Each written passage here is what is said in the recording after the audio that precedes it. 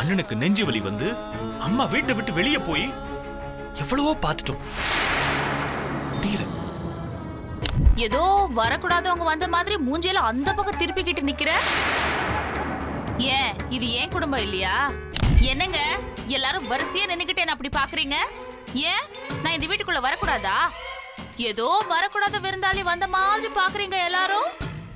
வான்னு ஒரு வார்த்தை கூட சொல்ல மாட்டேங்கிறீங்க.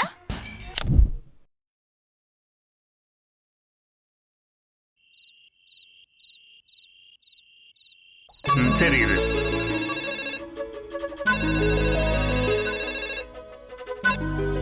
ஹலோ. சொல்லுங்க நட்டாஷா. ஷர்வா, யோசிச்சு பாத்தீங்களா? ப்ராசஸ் எல்லாம் ஸ்டார்ட் பண்ணிடலாமா? இங்க பாருங்க ஷர்வா, இப்போ கொஞ்சம் பணம் ரெடி பண்றதுக்கு கொஞ்சம் டஃபா தான் இருக்கும். பட் நீங்க ஒன்ஸ் வாங்கியாச்சுன்னா இந்த மந்த்லி ரெண்ட் கொடுக்கறது, ஓனரோட ப்ரெஷர் இதெல்லாம் உங்களுக்கு இருக்கவே இருக்காது. கொஞ்சம் ரீதிங்க் பண்ணுங்க ஷர்வா. இல்லைங்க, நான் பேசியிருக்கேன். ஆனா எனக்கு இதுல முழுசா இறங்க முடியுமான்னு தெரியல. நான் என்ன சொல்ல வரேன்னா, இங்க பாருங்க, அப்பா உங்களுக்காக பேங்க்ல பேசிட்டாங்க. அவங்க உங்களுக்காக எல்லாமே பண்றேன்னு சொல்லிருக்காங்க. இப்ப நீங்க பிசினஸ் பண்றத காட்டி உங்களுக்காக ரெஃபர் பண்ணி அப்பா லோன் வாங்கி கொடுத்துருவாங்க. நீங்க பண்ண வேண்டியதெல்லாம் காலையில சீக்கிரம் வந்து அப்பாவை பார்த்து ஒரு டோக்கன் அட்வான்ஸ் மாதிரி கொடுத்து புக் பண்ணி வச்சிடுங்க. அதான் பெஸ்ட். அதே மாதிரி உங்க ப்ராப்பர்ட்டி ஏதாவது இருந்தா அதை பிளட்ஜ் பண்றத பத்தி பேசி பாருங்க. Okay, good night Sarva. Bye. நான் காலையில உங்களுக்கு கால் பண்றேன். ஓகேங்க, பை பை. யாருங்க போன்ல? அந்த நட்டாஷா தான் ஆனந்தி. நாளைக்கு காலையில அட்வான்ஸ் கொடுத்துடலான்னு சொல்றாங்க. அதான் என்ன பண்ணணும்னு ஒன்றும் புரியல. ஏங்க இங்க பாருங்க, நான் எது சொன்னாலும் உங்க நல்லதுக்காக தான் சொல்லுவேன். நான் இப்போ உங்க வீட்டுக்கு போறேன்னு சொன்னப்போ நீங்க கோவப்பட்டு பேசுனீங்க. ஆனா கொஞ்சம் யோசனை பண்ணி பாருங்க, உங்க 2 அண்ணனுங்களும் அங்க இருக்காங்க. அவங்க 2 பேருமே அந்த சொத்தை கண் கொத்தி பாம்பா பாதுகாத்து வச்சிருக்காங்க. உங்க அண்ணன் ராஜேந்திரன் கொஞ்சம் விவரம் இல்லாதவரா இருந்தாலும் வைஜெயந்தி ரொம்ப விவரமா இருப்பாங்க அந்த பங்கை பிரிக்கிறதுல.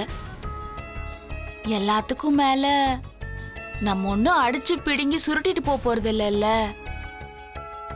நமக்கு என்ன உரிமை இருக்கோ அதுதானே கேட்க போறோம். இங்க பாருங்க, உங்க அப்பா 6 பேரையும் ஒரே மாதிரி தான் பெற்றிருக்காரு. அவர் உழைப்புலயும் வேர்வேலையும் வந்ததுதான் இந்த காசு. நாம் ஒண்ணு பெரிய காரு பங்களா அது இதுன்னு ஆடம்பரமா ஒண்ணும் வாழலையே. பெரிய கோடீஸ்வரங்களும் கிடையாது. எதுவுமே வேண்டான்னு சொல்லிட்டு போறதுக்கு. அதே மாதிரி இது ஒன்னும் சினிமா படம் இல்லைங்க, ஒரே பாட்டுல கோடி கணக்குல பெரிய வீடெல்லாம் வாங்குறதுக்கு. ஏங்க நாம தான் இப்படியே வாழ்ந்துட்டோம். நம்ம பையனாவது நல்லா படிக்க வேண்டாமா? ஒரு கார்ல தான் போக வேண்டாமா? இல்ல இங்கிலீஷ்ல தான் பேச வேண்டாமான்னு எனக்கு ஆசை இருக்காதா? இங்க பாருங்க, நான் அங்க போறது எனக்காகவா போறேன்னு சொல்றேன். காலம் கணிஞ்சு வரும்போது எல்லாமே சாதிச்சதாங்க உண்டு. அப்புறம் இதே மாதிரி 1 வருஷம் 2 வருஷம் தனியா இருந்தோன்னு வச்சுக்கோங்க, அந்த குடும்பத்துல நம்மள வேரோட அறுத்து போட்டுருவாங்க. ஆனந்தி, நீ பேசுறதெல்லாம் சரியா தான் இருக்கு.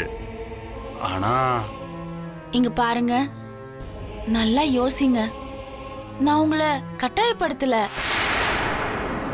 இது உங்க விருப்பம்.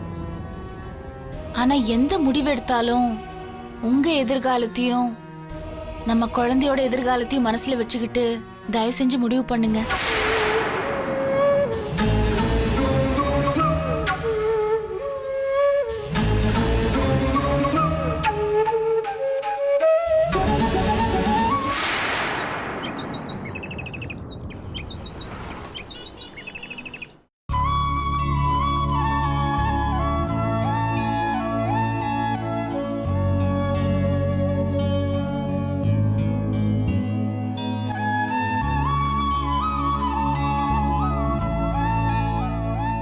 காஃபி. உட்கார். உட்கார்.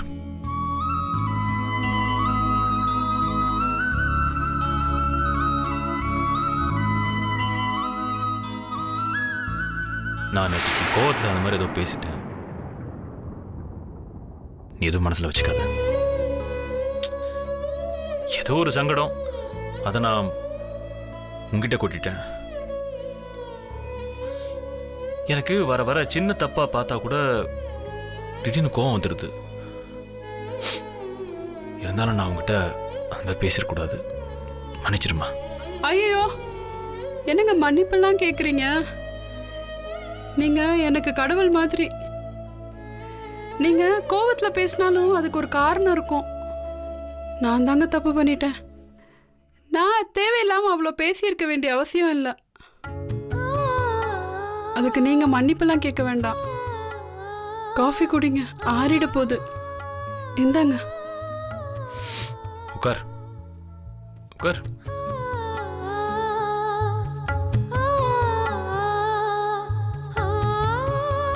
உங்க குடும்பத்தில் ஒவ்வொருத்தரும் பாசத்தை காட்டும்போது எவ்வளோ சந்தோஷமா இருக்கு தெரியுமா? உனக்கு தெரியாது வளர்மதி, இந்த குடும்பம் ஒரு காலத்துல எப்படி இருந்தது தெரியுமா? சந்தோஷங்கிற வார்த்தைக்கு அகராதியில் அர்த்தம் இருக்குன்னா அது எங்க குடும்பம் தான். எல்லாருமே சந்தோஷமா இருந்தோம், எல்லாருமே திருப்தியா இருந்தோம். சில சமயம் கிடைக்கும், கிடைக்காம போகும், எத்தனையோ வரும் போகும், காசு இருக்கும், இல்லாம கூட இருக்கும். ஆனா நிம்மதி சந்தோஷங்கிறதான் எங்க குடும்பம். இந்த சரவணன் இருக்கானே, இந்த குடும்பத்து மேல அவனுக்கு எவ்வளவு பாசம் தெரியுமா? எல்லாரை விட அவனுக்கு தான் அதிக பாசம். உமாவை பத்தி தங்கச்சி புருஷன் வைரவா இருக்காரு, அவர் ஒரு வார்த்தை சொல்லிட்டாருங்கிறதுக்காக உண்டு இல்லைன்னு பண்ணிட்டான். அப்படி இருந்தவன் இன்னைக்கு அவன் நுனி நாக்குல இங்கிலீஷ் பேச முயற்சி பண்ணலாம். தமிழ்ல எங்கேயோ யாருக்கும் தெரியாத வார்த்தையெல்லாம் புது புது வார்த்தையெல்லாம் சொல்லி எங்களுக்கு புரிய வைப்பான். அந்த அளவுக்கு அவனுக்கு தமிழ் மேல பற்று. நிறைய நிறைய படிப்பான். கொள்கைவாதி வேற. யாராவது அவனோட நண்பர்கள்ல யாராவது வரதட்சணை வாங்கிட்டு கல்யாணம் பண்ணா அதை எதிர்த்து அது தப்புன்னு குரல் கொடுத்தவன். அவ்வளவையே அவன் கல்யாணத்தையே நாங்க எவ்வளவோ எடுத்து சொல்லியும் மண்டபத்துல வச்சுக்காம சாதாரண சமூக நல கூட்டத்துல தான் சீர்திருத்த கல்யாணமா பண்ணிக்கிட்டான் அவன். ஏங்க இவ்வளோ மனசு உடைஞ்சு போய் பேசுறீங்க? துண்டு துண்டா உடைஞ்சு குடும்பம் செதறி போச்சு. எல்லாரும் ஒருமுகமா பார்த்துட்டு இருந்த கண்ணாடி இன்னைக்கு உடைஞ்சு தூள் தூளா போய் முகத்தை பார்க்க முடியாம பிரிஞ்சிருக்கும். அண்ணனும் அம்மாவும் பாவம் வளர்மதி. அவங்க தூக்கத்துக்கு செலவு பண்ண நேரத்தை விட அவங்க வாழ்க்கையில் இருக்கிற எல்லா நேரத்தையும் எங்களை பத்தி கவலைப்பட்டு தான் அவங்க வாழ்க்கை போயிட்டு இருக்கு.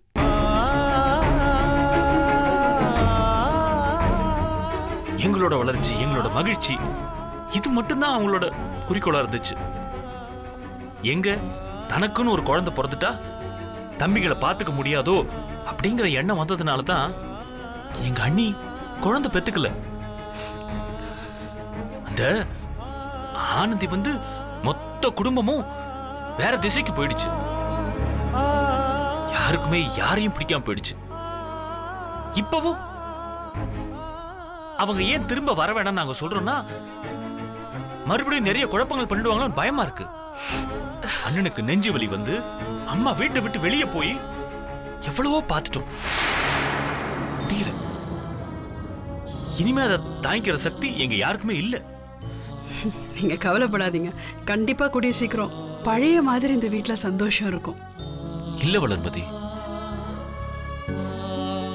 இனிமே இந்த வீட்டுக்கு நல்லது நடக்குங்கிற நிலைமெல்லாம் தாண்டி போயாச்சு. நல்லது நடக்கலனாலும் கெட்டது எதுவும் நடக்கூடாதுங்கிற பயம் வந்துருச்சு. பாப்போம்.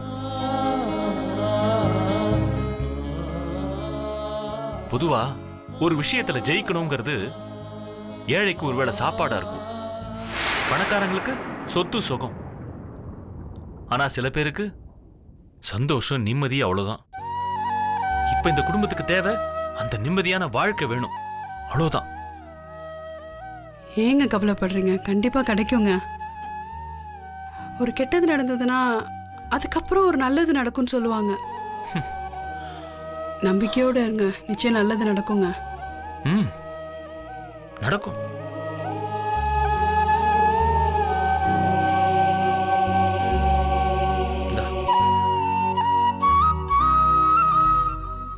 ஏங்க ஆ. அப்போ மத்தியானம் சமைச்சிருவேன், சாப்பிட்டுட்டு தானே கிளம்புவீங்க?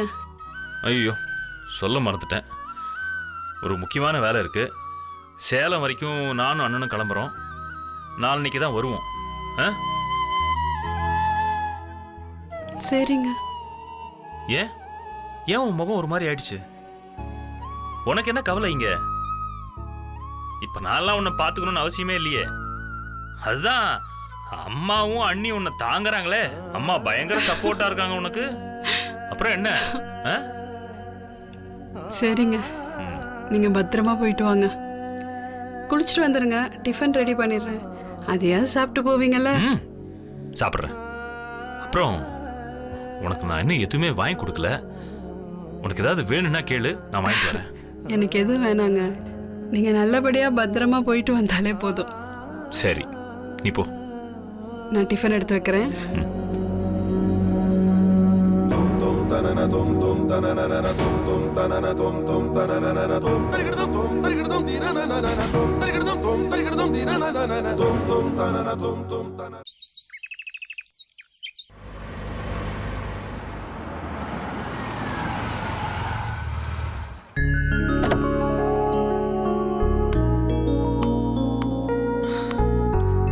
பத்து மெல்ல மெல்ல.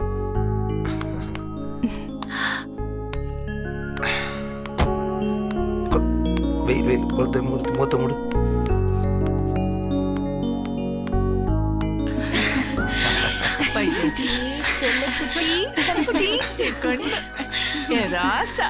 உமா போய் வளர்மதி கிட்ட சொல்லி ஆரத்தி கரைச்சி எடுத்துட்டு சொல்லு. சரி ஓடு ஓடு. ஐயோ என் கண்ணு. உங்க அம்மா அப்பா எப்படிமா இருக்காங்க? நல்லா இருக்காங்க. என்ன ராஜேந்திரா, குழந்தை எப்படி பாத்துட்டு இருக்க? நல்லா பாத்துக்கிறேம்மா.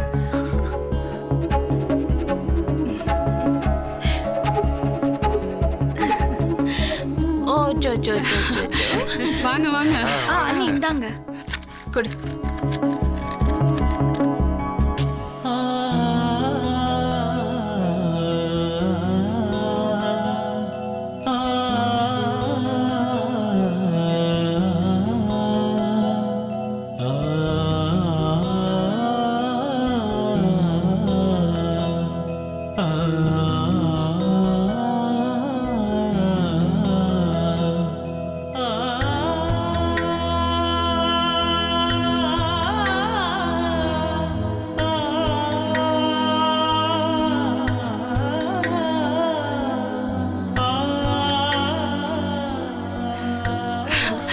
வாங்க உள்ள வாங்க.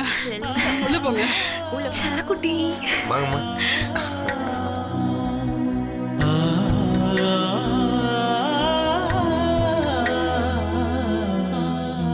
வாமா ராஜா, வீட்டுக்குள்ள வந்துட்டியா? டேய் பாருடா, இந்த வீட்டை பாரு. இனிமே இதுதான் உன் வீடு, புரிஞ்சுதா? உன் பெரியப்பா எல்லாரும் வெளியே போயிருக்காங்க. பாரு.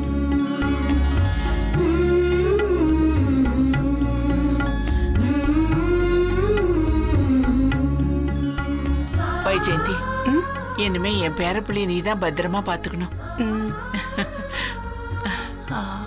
அம்மா, அப்பா கிட்ட குழந்தைய. வாமா.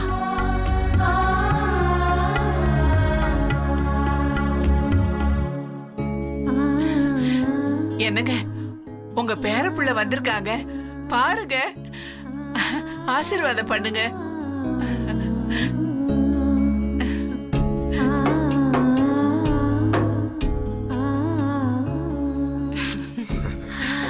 அத்தை, இப்பதான் என் மனசு நிறைஞ்சிருக்கு அத்தை. வளகாப்புல ஆரம்பிச்சு என் குழந்தைக்கு பேர் வைக்கிற வரைக்கும் நீங்க எல்லாரும் என் கூடவே இருந்து எல்லாமே பண்ணி என்ன பத்திரமா கூட்டிட்டு வந்திருக்கீங்க. இவர் இல்லாத குறை கூட தெரியாம பத்திரமா பாத்துக்கிட்டீங்க. அக்கா, குழந்தைய வாங்கிக்கங்கக்கா. வாங்கிக்கோமா. இந்தாங்க அண்ணி, வாங்கிக்கங்க. வாங்கிக்கோங்க. இவன் உங்க பையன்க்கா.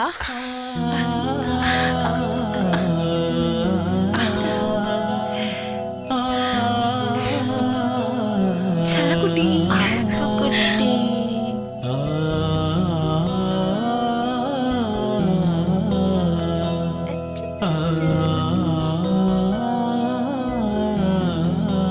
என்னடா வைஜெயந்தி, இனிமே இந்த நாள் மாதிரி எல்லா நாளும் சந்தோஷமா இருக்கணும். ராஜேந்திர பண்ண எல்லா விஷயமும் உன் மனசுல இருக்குல்ல? அவனுக்கு விவரம் பத்தாதுமா. அவனை ஆளாக்குற பெரும் பங்கு உனக்கு இருக்கு.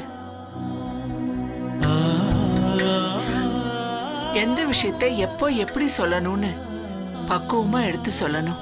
சரிங்க அத்தை. டே ராஜேந்திரா, உனக்கும் தான் சொல்றேன். உனக்குன்னு ஒரு வாரிசு இந்த பூமிக்கு வந்தாச்சு. இதுக்கு அப்புறமும் பொறுப்பு இல்லாம சொந்த பந்தங்கள்ல இருந்து விடுபடுறேன், சாமியாரா போறேன், உலக வாழ்க்கை வேண்டான்னு அப்படியெல்லாம் சொல்லக்கூடாதுடா. உன் மனசு மட்டும்தான் உன்னை அழிக்கக்கூடிய ஆயுதம்னு உங்க அப்பா அடிக்கடி சொல்லுவாரு.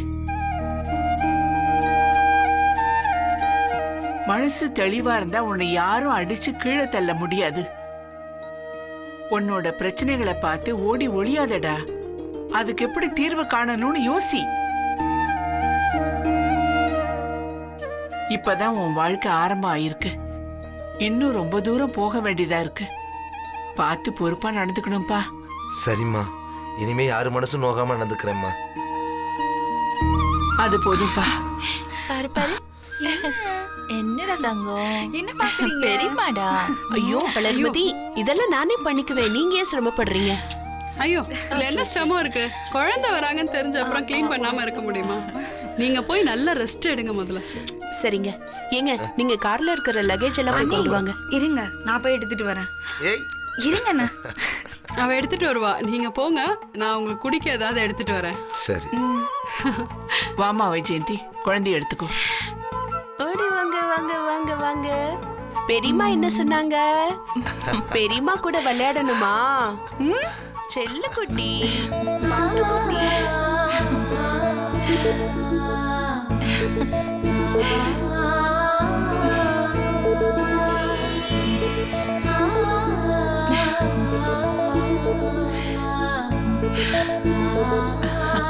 என்ன மீனாட்சி, எல்லாம் நல்லபடியா நடந்துருச்சு. அப்படிதாம்மா நானும் நினைக்கிறேன்.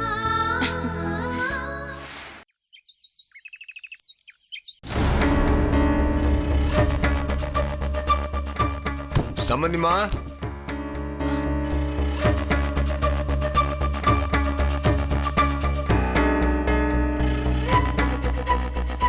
அண்ணி, அண்ணி இங்க வாங்கல. அம்மா, என்ன ஏதோ வரக்கூடாதவங்க வந்த மாதிரி மூஞ்சியில அந்த பக்கம் திருப்பிக்கிட்டு நிக்கிற? ஏன் இது ஏன் குடும்பம் இல்லையா? அடடடடா, என்ன திடீர்னு என் குடும்பத்து மேல கரிசனம் பொங்குது? என்னம்மா எப்படி போனாலும் குற்றம்ன்றீங்க, அப்படி போனாலும் குற்றம், இப்படி போனாலும் குற்றம்னா எப்படி?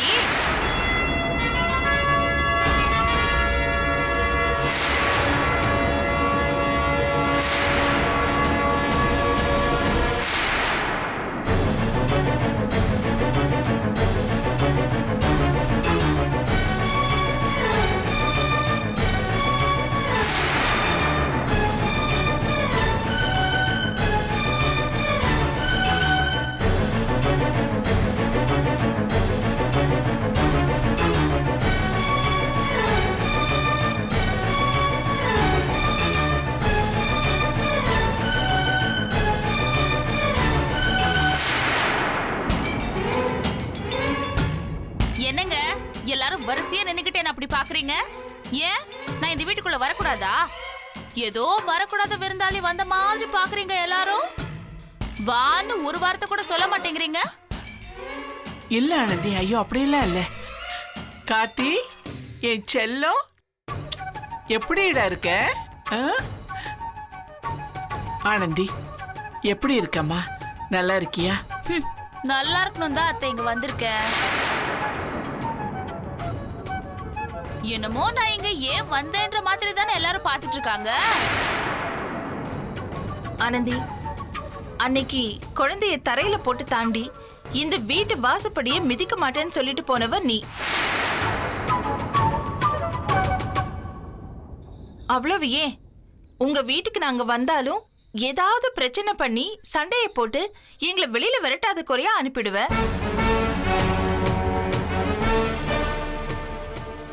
எங்கேயாவது ஒரு ஃபங்க்ஷன்ல போய் கலந்துக்கிட்டாலும் அங்கே ஏதாவது பேசி சண்டைய ஆரம்பிச்சிருவ.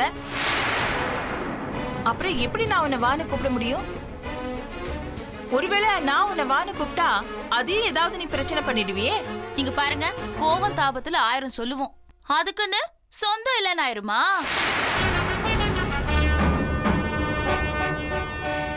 இங்க வந்து இருக்கணும்னு எனக்கு தோணுச்சு. நானும் ஒரு வார்த்தை அவர்கிட்ட கேட்டேன், உனக்கு பிடிச்சிருந்தா போன்னு சொன்னாரு. உடனே நான் இங்க வந்துட்டேன். சரி ஆனந்தி, சரவணன் வரலையா? இல்லம்மா, அவருக்கு ஏகப்பட்ட பிசினஸ் டீலிங்ஸ் இருக்கு. நிறைய பேர் வீட்டுக்கு வந்துட்டு போறாங்க, அவரை பாக்குறாங்க. இப்ப கூட ஏதோ அமெரிக்காவுல இம்போர்ட் எக்ஸ்போர்ட் பிசினஸ் எல்லாம் பண்றாரு. என்னம்மா செய்யறது, வியாபாரத்துல ஏகப்பட்ட போட்டிங்கெல்லாம் இருக்கு. இப்போ ஏதோ ஆன்லைன் பிசினஸ்னு சென்னையில ஏதோ புது பிசினஸ் வேற ஆரம்பிக்கிற ஐடியால இருக்காரு. இப்ப புது புது டெவலப்மெண்ட்ஸ் எல்லாம் வந்துட்டு இருக்குல்ல, அதுல பிஸியா இருக்காரு. மாப்பிள்ளைங்க வந்துட்டு போயிட்டு தான் இருப்பாருமா. நாங்க இருக்கோம்ல, அவரை பாத்துக்கிறோம். நீங்க எதுக்கும் கவலைப்படாதீங்க. ஆனந்தி, பேர குழந்தை, அவங்க 2 பேரும் இங்க இருக்கட்டுமே. நான் ஆனந்திட்ட சொல்லி பார்த்தேன். என்னமோ உங்களையும் குழந்தையும் பிரிக்க வேண்டாம்னு தோணுதுன்னு ஆனந்தி சொன்னா. அதோட அவ திடீர்னு கிளம்ப முடிவு எடுத்துட்டா. நான் கூட அவகிட்ட ஒரு தடவைக்கு 2 தடவை யோசிக்க சொன்னேன்.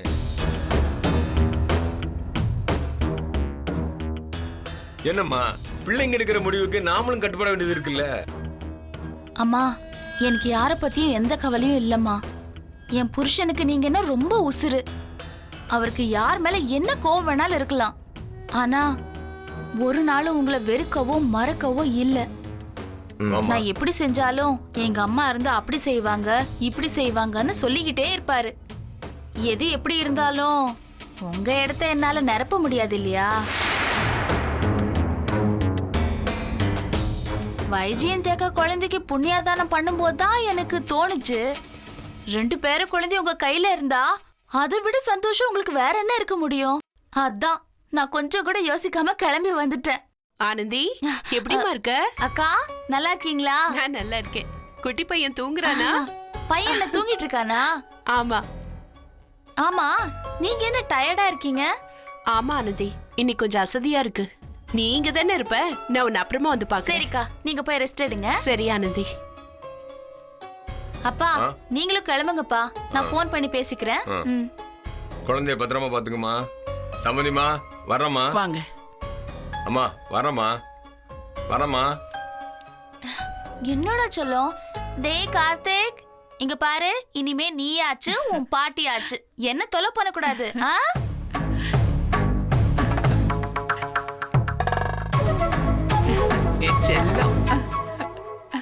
என் ரூம் இருக்கா இல்ல வேற யாருக்காவது தாரவாத்து கொடுத்துட்டீங்களா? உன் ரூம் யாருக்கும் தாரவாத்து கொடுக்கல. உன் ரூம் அப்படியே தான் இருக்கு. போ.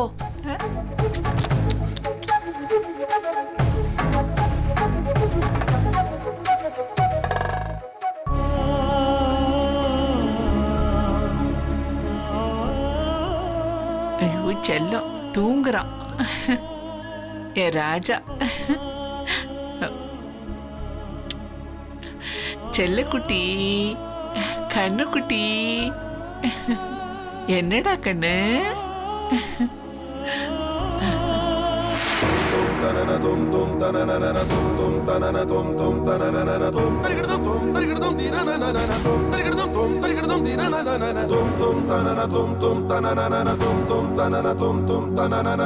தரிகிடதும்